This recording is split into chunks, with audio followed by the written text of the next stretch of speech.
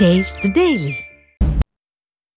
திருவண்ணாமலை மாவட்டம் வந்தவாசியில் ஆய்வு பணிக்கு வந்த ஆட்சியரின் கார் சாலையின் நடுவிலேயே நிறுத்தப்பட்டதால் போக்குவரத்து பாதிக்கப்பட்டது. வந்தவாசி காஞ்சிபுரம் சாலையில் நடைபெற்ற நிகழ்ச்சியில் பங்கேற்க வந்த திருவண்ணாமலை மாவட்ட ஆட்சியர் பாஸ்கர பாண்டியனின் கார் சாலையிலேயே நிறுத்தப்பட்டதால் அவசர தேவைக்கு செல்லும் வாகனங்கள் சாலையிலேயே காத்திருக்கும் சூழல் ஏற்பட்டது. இதனால் பொதுமக்கள் பெரும் அவதியடைந்தனர்.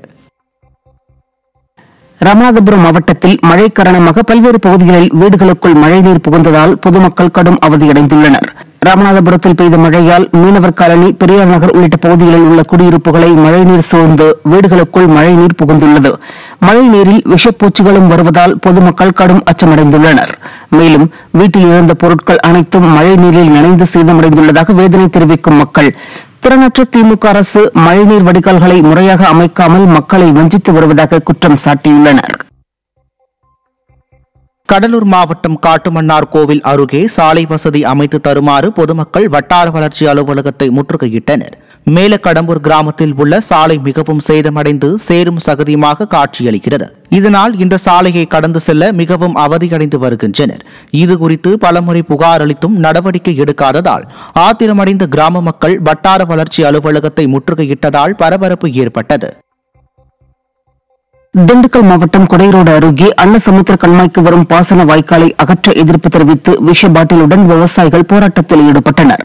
அன்னசமுத்திரம் கண்மாயின் முக்கிய ஓடைகளான தளி ஓடை, அருகம்பட்டி ஓடைகளை மறித்து கட்டப்பட்ட சிறுமலையாறு நீர்த்தேக்கம் நிரம்பியுள்ளதால் அருகம்பட்டி ஓடைக்கு தண்ணீர் திறந்துவிட விவசாயிகள் கோரிக்கை விடுத்த நிலையில் பொதுப்பணித்துறை கண்டுகொள்ளவில்லை என குற்றச்சாட்டு எழுந்துள்ளது.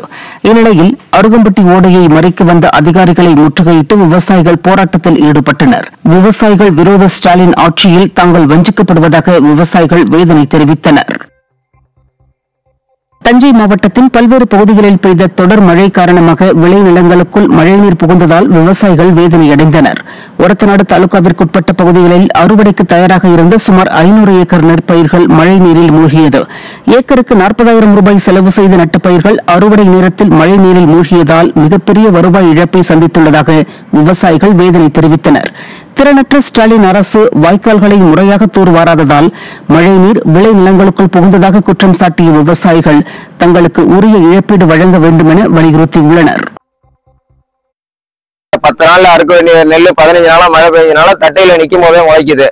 அரசு உடனடியாக ஆய்வு செஞ்சு அதோட நிவாரணம் 40,000 ரூபாய்க்கு மேல ஏக்கருக்கு விவசாயம் பண்ணியிருக்கோம். உழைப்பு 4 மாசம் 5 மாசமா எங்களுடைய உழைப்பு அதில் கொடுத்துருக்கோம். ஒண்ணுமே இல்லை.